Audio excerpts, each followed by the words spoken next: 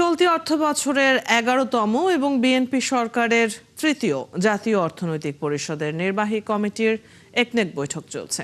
বুধবার সকালে সচিবালয়ে শুরু হওয়া এই বৈঠকে সভাপতিত্ব করছেন প্রধানমন্ত্রী ও একনেক সভাপতি তারেক রহমান।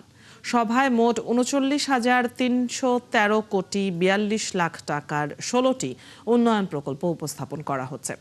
প্রস্তাবিত প্রকল্পগুলোর মধ্যে সবচেয়ে আলোচিত হল পানি সম্পদ মন্ত্রণালয়ের পদ্মা ব্যারেজ প্রকল্প।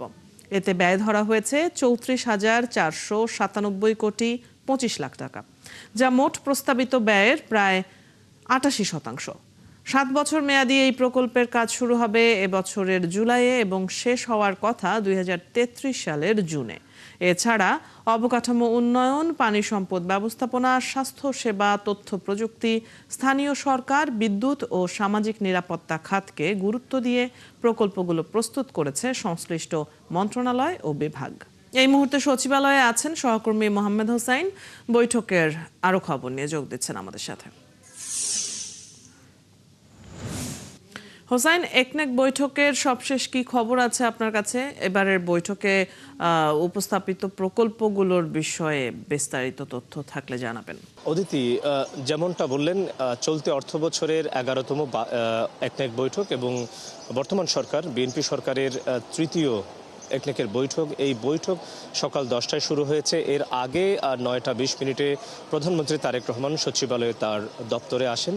এর পরবর্তীতে একনেকের সদস্যরা একে একে প্রবেশ করেন এবং 10টার শুরুতেই একনেকের বৈঠক শুরু হয়েছে। আপনি যেমনটা বললেন যে এবারের এই যে একনেকের বৈঠক, এই বৈঠকে মোট 16টি প্রকল্প উত্থাপন করা হবে। তার মধ্যে পদ্মা ব্যারেজ যে প্রকল্পটি, সেই প্রকল্পটি সবথেকে বড় প্রকল্প, যেটির বাজেট বা ব্যয় ধরা হয়েছে ৩৪,০০০ কোটি টাকা এবং 16টি প্রকল্প মিলিয়ে ৩৯,০০০ কোটি টাকা ব্যয় ধরা হয়েছে, ব্যয় প্রস্তাব করা হবে।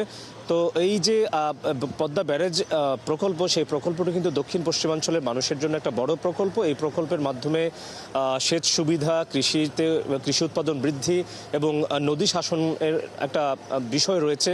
ফলে এই পদ্মা ব্যারেজ যে প্রকল্প, সেই প্রকল্পকেই সবথেকে বেশি গুরুত্ব দেওয়া হচ্ছে এবং এই প্রকল্পের সময় অধিগ্রহণ নানা বিষয়ে বিস্তারিতভাবে আলোচনা হবে। এই প্রকল্পের বাইরেও কিন্তু নারী ও শিশু কল্যাণ কেন্দ্র একটি প্রকল্প রয়েছে।